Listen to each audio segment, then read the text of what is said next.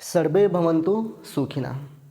प्यारे सहपाठियों, मैं आप सभी का स्वागत करता हूं अपने यूट्यूब चैनल जॉब स्ट्रीम पे। कल का लेक्चर बहुत स्लो था। आज मैं थोड़ा सा स्पीड मेंटेन करूंगा क्योंकि सुबह में उठ करके रिकॉर्ड करना आवाज़ जो होता है खरज का होता है, तो थोड़ा सा आराम से बोलना पड़ता है। लेकिन मैं आज स्पीड मेंटेन करूंगा। मैं नहीं चाहता हूं कि आपका समय बर्बाद हो, है ना। तो आज हम लोग पढ़ने वाले हैं बिहार की नदी घाटी परियोजनाएं। ये हम लोग का है आज का। नदी सिस्टम के बारे में पढ़ चुके हैं कल। आज उन पे कहाँ कहाँ परियोजनाएं लगाई गई हैं, नहर से सिंचाई होती है, उसके बारे में देखेंगे। तो सबसे पहले शुरू करता हूँ मैं पश्चिमी चंपारण से, वेस्ट चंपारण से। यहाँ पे नदी जैसे आप लोग देख चुके हैं, कौन सी नदी बहती है? गंडक नदी वेस्ट चंपारण से ऐसे बहते हुए पहलेजा घाट में जाकर के ये समाहित होती है। किस नदी में? यस, गंगा नदी में, है ना। तो यहाँ पे गंगा नदी में समाहित होती है। इस पे कौन कौन सी परियोजनाएं हैं? तो पहला है त्रिवेणी नहर नदी परियोजना, दूसरा सारण नहर, तिरहुत नहर और तेउर नहर। यहाँ से एक चीज़ याद रखेंगे हम लोग, चंपारण जो डिस्ट्रिक्ट है ये तिरहुत प्रमंडल में आता है। जैसे 9 प्रमंडल हम लोग देखे थे कि जो 38 डिस्ट्रिक्ट्स हैं उनको 9 प्रमंडल में प्रभाग में बांटा गया है, उनमें से एक तिरहुत प्रमंडल भी है। तो तिरहुत प्रमंडल तिरहुत नहर के नाम से आप लोग कोरिलेट करेंगे तो याद रहेगा। और अंतिम तेउर नहर। तो these are the canal systems of Bihar on Gandak नदी। Okay, these are very important क्योंकि इनका नाम इस डिस्ट्रिक्ट से या नदी से संबंधित नहीं है। बाकी देखेंगे तो उनका नाम जो है वहाँ की नदियों से संबंधित है, तो आसानी से याद रख सकते हैं, बट ये नाम अलग है। इसलिए we have to focus on this point. Triveni नहर, सारण नहर, तिरहुत नहर, तेउर नहर, ये सभी किस पे है? गंडक पे। क्यों ज़रूरी है? क्योंकि सिंचाई के पर्पस से ये सभी बनाई गई हैं, इसलिए। अगला देखेंगे हम लोग, यहाँ कुछ बात है, इम्पोर्टेंट फैक्ट है, उसको समझ लेते हैं। सिंचित भूमि की बात करें बिहार में तो 43,68,000 हेक्टेयर सिंचित क्षेत्र है बिहार में। और सबसे ज़्यादा सिंचित जिला जो है अरवल है, जिसमें 86.85% सिंचित क्षेत्र है। यानी अगर 100 कट्ठा किसी के पास ज़मीन है तो उसमें 86 कट्ठा जो है सिंचित करना पड़ता है, इतना। तो सबसे ज़्यादा अरवल ज़िला का लोकेशन आप लोग ध्यान में लाइए। पटना के नीचे नया जो ज़िला बना था वो क्या है? अरवल, है ना। यहाँ पे कितना इलाका है? 43,68,000, है ना, यानी 43.68 लाख हेक्टेयर्स। अब दूसरी नदी के बारे में देखते हैं हम लोग, कोसी नदी। इट इज़ कोसी नदी। तो ये रहा कोसी नदी के बारे में इंफॉर्मेशन। कोसी नदी घाटी परियोजना पे जो नहर है वो है पूर्वी कोसी नहर, पश्चिमी कोसी नहर, राजपुर नहर और बांध हनुमान नगर बांध। तो एक बांध भी बनाया गया है, ये चीज़ याद रखेंगे, है ना। ये नहरें जो निकलती हैं, नहरें ज़रूरी नहीं है कि बांध से बने, वो सिर्फ रास्ता दे दीजिए तो नहर बन जाती है। बट बांध जो है ये बिजली प्रोडक्शन के लिए बहुत ज़रूरी होता है ना। तो ये इसमें देखिएगा कोसी कोसी सभी में नाम है, लेकिन ये राजपुर और बांध हनुमान नगर, ये दोनों नाम इम्पोर्टेंट हो जाता है क्योंकि इसमें कोसी नदी का नाम नहीं है। तो ये पूछ सकता है कि ये बिहार के किस इलाके में है, किस नदी पे है, तो हम लोग को याद रखना है। इसके बाद चलते हैं हम लोग आगे और देखते हैं यहाँ पे सोन नदी के बारे में, ये रही हम लोगों की सोन नदी। सोन नदी घाटी परियोजना, तो पूर्वी सोन नहर और पश्चिमी सोन नहर दोनों में सोन है, तो इसको याद रखने की आवश्यकता नहीं है, ऐसे भी आप लोग को याद रह सकता है। कहाँ मिलती है जाकर बिहार में? ये मिलती है ये दानापुर के पास, है ना। यहाँ नोट करके लिखा है बिहार की पहली नदी जोड़ योजना कोसी मेची नदी योजना थी, है ना। और बिहार में सबसे ज़्यादा सिंचाई जो होती है नलकूपों द्वारा की जाती है। ये कोसी मेची जो नदी परियोजना है, इसको याद रखेंगे हम लोग, क्योंकि करंट अफेयर का ये क्वेश्चन है। इसके बाद हम लोग मूव करते हैं अगले टॉपिक पे, बिहार में जल प्रपात और झील। हम लोग एज प्रीवियस हम लोग फिर से चलेंगे हम लोग पश्चिमी चंपारण। ये है हम लोग का पश्चिमी चंपारण, वेस्ट चंपारण। यहाँ कांवर झील के पास शोध कार्य के लिए, यानी रिसर्च वर्क के लिए एक चीज़ का स्थापना किया गया है, वो है bird banding station. Bird banding station की स्थापना की गई है। और भागलपुर में एक चीज़ स्थापित की गई है, वो है बर्ड रिंगिंग स्टेशन। दोनों एक जैसा नाम है, सिर्फ यहाँ पे बैंडिंग है, रिंगिंग है, बाकी दोनों सेम है। तो भागलपुर जो है वहाँ रिंगिंग का बात है और यहाँ पे बैंडिंग का बात है। याद कैसे रखेंगे? तो पश्चिम चंपारण में जो माउंटेन सोमेश्वर श्रेणी है वो कैसा है? बैंड अवस्था में है ना, फोल्डेड जिसको बोलते हैं हम लोग, तो इसको बैंडिंग से याद रख सकते हैं। वहीं भागलपुर जो है कैसे याद रखेंगे? तो किसी का फ़ोन आता है तो आदमी भागे भागे जाता है ना। तो भागलपुर यानी रिंग किया फ़ोन रिंग किया तो आदमी भागे भागे जा कर के फ़ोन उठाया, ऐसे याद रख सकते हैं। इसके बाद हम लोग मूव करते हैं, यहाँ दरभंगा में कुशेश्वर स्थान झील के बारे में पढ़ते हैं। ये हम लोग का दरभंगा, और दरभंगा में कुशेश्वर स्थान झील है। क्षेत्रफल इसका 20 से 100 वर्ग किलोमीटर तक है। निर्माण इसकी कैसे हुई है? तो कमला कड़े नदियाँ जो हैं इनके जल से एकत्रित जो स्थान निर्मित हुआ है वही क्या है? कुशेश्वर स्थान झील। यहाँ मेन जो चीज़ है वो है मछली उत्पादन का ये प्रमुख केंद्र है। 1972 में इस झील को पक्षी अभयारण्य घोषित किया गया, यानी यहाँ पे बहुत सारे पक्षी आके रहते हैं, इसलिए इसको पक्षी अभयारण्य घोषित कर दिया गया था 1972 में। 1972 के बाद 1973 में क्या हुआ था? सोचिए आप लोग। टाइगर प्रोजेक्ट, अच्छा याद है आप लोगों को। सहरसा में गोखुर झील है। गोखुर झील जो है सिमड़ी बख्तियारपुर झील के नाम से भी जाना जाता है, तो सिमड़ी बख्तियारपुर झील के नाम से भी इसको जानते हैं। निर्माण इसका हुआ था कजमुनिया, सर्दिया, कुमीबी, गोबरा आदि झीलों के मिलने से। तो बहुत सारे झील यहाँ मिलते हैं, ऐसे छोटे छोटे झील मिलते हैं, फिर गोखुर झील कहते हैं इसको। तो कौन कौन सी झील है?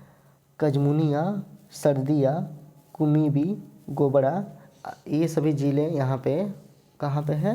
सहरसा में। और इन्हीं से बना है कौन सा झील? गोखुर झील। इसके बाद देखते हैं गोगा झील। ये नाम मगम्बो खुश हुआ जैसा लगता है, गोगा। कटिहार जिले में देखेंगे आप लोग गोगा झील को। क्षेत्रफल इसकी है 5 वर्ग किलोमीटर स्क्वायर, 5 किलोमीटर स्क्वायर। क्षेत्र इसका जो है मनिहारी है। इस झील के आसपास कई छोटी छोटी झीलें भी हैं। तो वेस्ट बंगाल से लगा हुआ है कटिहार, और यहाँ पे गोगा झील है। इसके बाद चलते हैं हम लोग, ये है बेगूसराय। बेगूसराय चलते हैं और पहले जस्ट एडजस्ट करते हैं इसको, जिससे कि हम लोग आसानी से इसको देख पाएँ। थोड़ा सा कट रहा है। ये हो गया। तो बेगूसराय में है कांवड़ झील। अभी इसको याद कैसे करना है, तो लोग बाबा धाम जाते हैं, यानी बाबा धाम मतलब देवघर जाते हैं, तो बेगूसराय से लोग क्या करते हैं, जल भरते हैं, है ना। और इसलिए इसका नाम याद रखेंगे, कांवड़ भरने के लिए जल का इस्तेमाल होता है, और उससे याद रखेंगे कांवड़ झील। क्षेत्रफल है इसका 16 वर्ग किलोमीटर। निर्माण इसकी हुई है गंडक नदी के विसर्पण से। और निवास यहाँ पे करते हैं 106 प्रजाति के पक्षी। और एशिया की सबसे बड़ी ये गोखुर झील है, यानी आर्द्रभूमि एशिया में सबसे बड़ी अगर कहीं है तो वो है बेगूसराय में। कौन सी झील, कांवड़ झील, है ना। ये चीज़ याद रखेंगे। इसके बाद चलते हैं नवादा। नवादा में है ककोलत झील। ये है नवादा में है ककोलत झील, जिसकी जो लंबाई और चौड़ाई की बात करें तो 47 बाई 49 मीटर तक ये फैली है। तो काफ़ी एरिया में नहीं है, ये छोटा ही है, लेकिन इम्पोर्टेंट है हम लोग के लिए। यहाँ पे नदी जो है कोडरमा पठार से उतरने वाली धारा से जो नदी आती है, और उससे बनता है हम लोग का ककोलत झील। और अब मूव करते हैं हम लोग, ये हम लोग का रोहतास ज़िला है। रोहतास ज़िले में चलते हैं और देखते हैं सबसे पहला ओखारीन कुंड के बारे में। यह है रोहतास ज़िला। रोहतास ज़िला में ओखारीन कुंड 90 मीटर इसका फैलाव क्षेत्र है। नदी यहाँ पे है गोपथ नदी है। ये नदियाँ इम्पोर्टेंट है, दे सकता है कि गोपथ नदी से कौन सी झील का निर्माण होता है, तो हो जाएगा ओखारीनी कुंड झील। कहाँ है, रोहतास में। इसके बाद एक और देखते हैं रोहतास में, वो है सुखलदड़ी झील, और इसकी नदी का नाम है कन्हड़ नदी। तो रोहतास में ही है कन्हड़ नदी, और इस पे है झील सुखलदड़ी झील। फिर देखते हैं दुर्गावती। ये है दुर्गावती, यानी खादरगोह की इलाके में दुर्गावती नदी 80 मीटर इसका फैलाव क्षेत्र है। वहीं पे नदी की बात करें तो यहाँ पे नदी प्रवाहित होती है दुर्गावती नदी। तो ये तो नाम इम्पोर्टेंट उतना नहीं है, दुर्गावती से दुर्गावती मैच कर जाएगा। खादर को दूसरा नाम पूछ सकता है, तो याद रखेंगे कि खादर को झील किस ज़िले में है, तो रोहतास ज़िला हो जाएगा। अगला देखते हैं हम लोग, ये है धुआं कुंड। रोहतास में ही है धुआं कुंड। 30 मीटर इसका फैलाव क्षेत्र है, और यहाँ पे नदी जो है वो काव और धोबा नदी है। इसके बाद है खुवाड़ी डाह। यहाँ पे देखेंगे हम लोग, रोहतास का ही चल रहा है अभी, यहाँ तक ये सारा रोहतास का ही है। खुवाड़ी डाह 180 मीटर फैलाव क्षेत्र है। नदी असाने नदी है रोहतास में, और यहीं पे कौन सा है, खुवाड़ी डाह। राकिम कुंड झील है, गायघाट नदी के पानी से इसका निर्माण हुआ है। ये भी कहाँ है, रोहतास में है। इसके बाद चलते हैं हम लोग, ये कौन सा ज़िला है, रोहतास बक्सर, ये भोजपुर ज़िला है ना। यहाँ पे ब्लैंक हो गया गलती से मैप। ये हम लोग का भोजपुर, बक्सर के बाद भोजपुर है ना। तो भोजपुर ज़िला में जियारखंड झील है। नदी है फुलवरिया, तो फुलवरिया नदी पे है जियारखंड। फुलवरिया से एक नाम याद रखेंगे, फुलवरिया जन्म स्थान है श्री लालू प्रसाद जी का। लालू प्रसाद जी के बारे में सभी लोग जानते हैं, बिहार के भूतपूर्व मुख्यमंत्री। तो ये था हम लोगों का बिहार के जलप्रपात और झील। इसके बाद हम लोग बिहार के मिट्टियों के बारे में देखेंगे। ये हैं बिहार की मिट्टियाँ।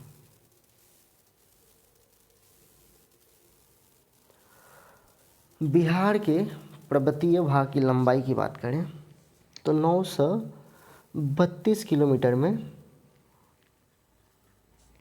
इसकी लंबाई फैली हुई है। यानी इसकी लंबाई ऐसे कितनी है, 932 किलोमीटर। अब देखते हैं हम लोग बिहार की मिट्टियों में सबसे पहले हम लोग का सबसे पहला ज़िला, सबसे बड़ा ज़िला कौन सा है, वेस्ट चंपारण, पश्चिमी चंपारण। चलिए एक क्वेश्चन पूछता हूँ मैं आप लोगों से।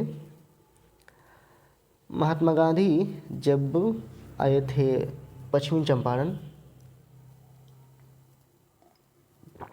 तो इनके कुक का नाम क्या था, यानी इनको जो भोजन बना करके देते थे उनका नाम क्या था, आप लोग कमेंट करके बताइएगा।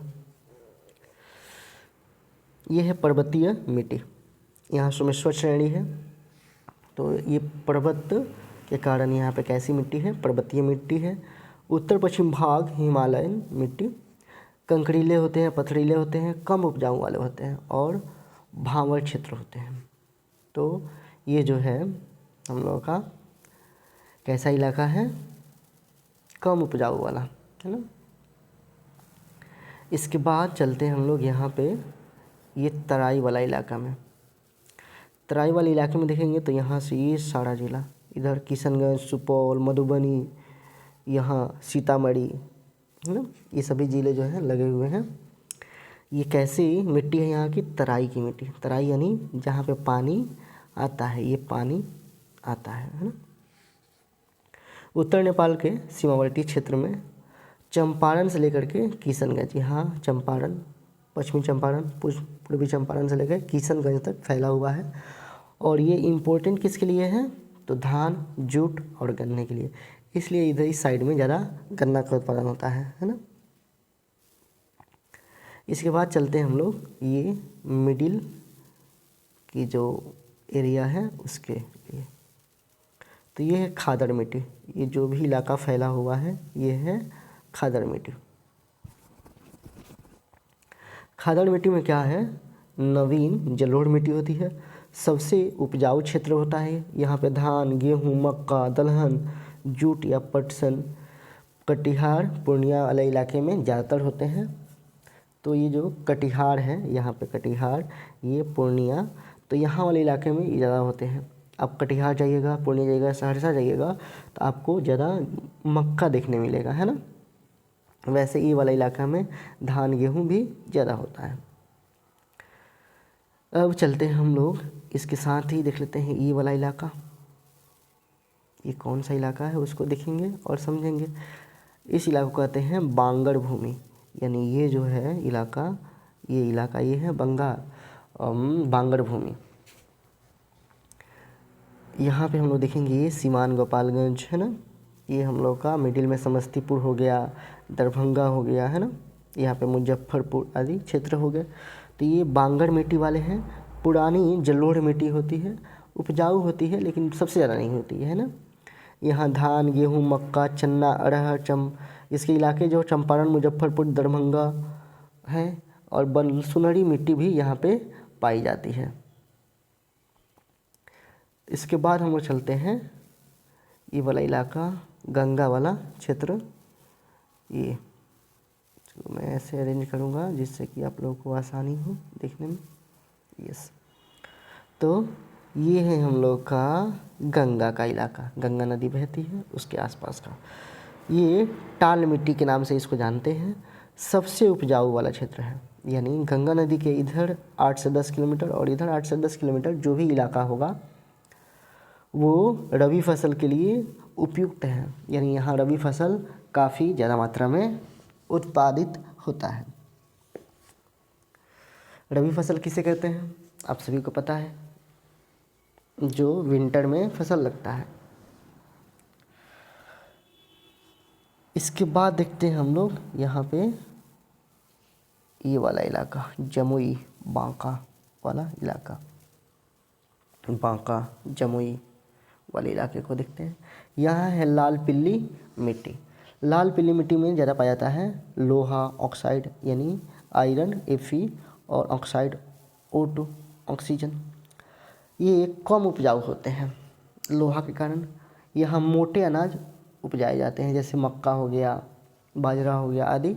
यहाँ की मिट्टी कैसे होती है? बलसुंडरी मिट्टी होती है। इसके बाद चलते हैं हम लोग, ये बहुत बड़ा इलाका है जिसको हम लोग कहते हैं क्या? मगध वाला इलाका है ना। ये है मगध वाला इलाका। ये पूरा इलाका हम लोग देखते हैं, पटना, भोजपुर, अरवल, जहानाबाद, औरंगाबाद है ना। ये सभी अरवल, परवल कुछ नहीं है, वो ऐसे ही बोल दी मैंने।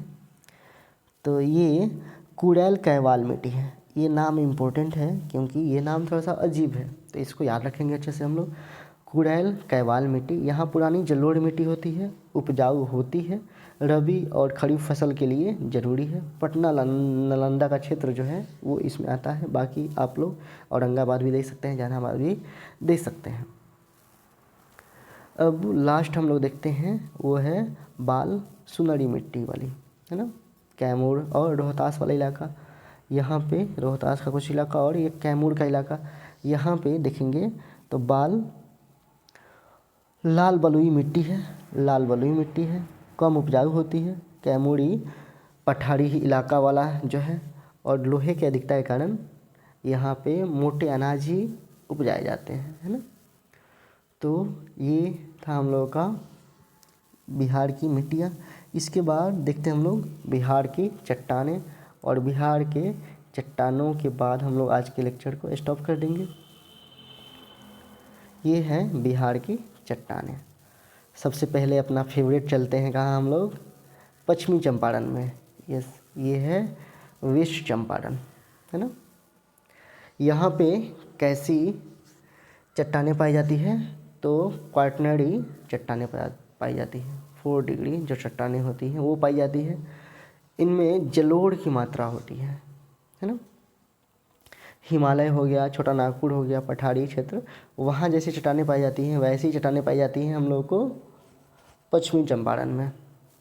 इसके बाद चलते हैं हम लोग ये वाला वेस्ट चंपारण का ही निचला वाला इलाका जो टर्शियरी चट्टान है। ये टर्शियरी या वलित चट्टानें हैं, फोल्डेड माउंटेन्स है। हिमालय के तराई क्षेत्र में है, जिला पश्चिमी चंपारण। तो ये पश्चिमी चंपारण में दोनों टाइप की चट्टानें पाई जाती है, एक क्वाटरनरी और टर्शियरी चट्टानें। उसके बाद हम लोग देखते हैं यहाँ पे एक बहुत बड़ा इलाका है, पूरे बिहार का लगभग हिस्सा इसमें आता है। वो क्या है? क्वाटरनरी चट्टानों में जलोढ़ वाला हिस्सा, ये वाला हिस्सा टोटल क्या है? जलोढ़ की अधिकता पाई जाती है। हिमालय, छोटा नागपुर, पठारी क्षेत्र जो है ये वाला इलाका है। जो सबसे इम्पोर्टेंट है उसको अब पढ़ेंगे हम लोग, है ना, जहाँ पे खनिज संपदाएं पाई जाती है। ये रहा हम लोग का ये इलाका, ये यहाँ जमुई का क्षेत्र हो गया, बांका का थोड़ा क्षेत्र हो गया, यहाँ देखिए नवादा का क्षेत्र, है ना। तो यहाँ पे धरवार चट्टानें पाई जाती हैं, और धरवार चट्टानें खनिज के लिए काफ़ी इम्पोर्टेंट होती हैं। दक्षिण पूर्व बिहार में है। यहाँ जिलों में बात करें तो मुंगेर, जमुई, नवादा ये जिले हो गए। इसमें खनिज में अभ्रक के निक्षेप भी पाए जाते हैं। वहीं जमुई की बात करें तो यहाँ सोने भी पाए गए थे, है ना, लेकिन उसका निष्कर्षण नहीं किया गया है अभी तक। आगे देखते हैं हम लोग यहाँ पे लास्ट विंध्यन समूह की जो चट्टान है उसके बारे में। ये कैमूर वाला इलाका है ना, और यहाँ पे विंध्यन क्रम की चट्टानें पाई जाती हैं। सबसे पुरानी चट्टान है ये। दक्षिण पश्चिम बिहार की बात करें तो ये दक्षिण पश्चिम बिहार है और इसमें जिला कैमूर है, सोन घाटी, सोन नदी बहती है उसके आसपास के इलाके, रोहतास का इलाका, यहाँ पे पाई जाती है क्या, विंध्यन क्रम की चट्टानें जो खनिज के लिए काफ़ी इम्पोर्टेंट है। और आज के लेक्चर को हम लोग यहीं पे स्टॉप करते हैं। कल देखेंगे हम लोग बिहार का जलवायु क्षेत्र कैसे कोपेन ने डिवाइड किया था, उसके बारे में देखेंगे। कोपेन कहाँ के थे, कौन थे और क्यों उन्होंने ऐसे बांटा जलवायु को, इसके बारे में हम लोग देखेंगे कल के लेक्चर में।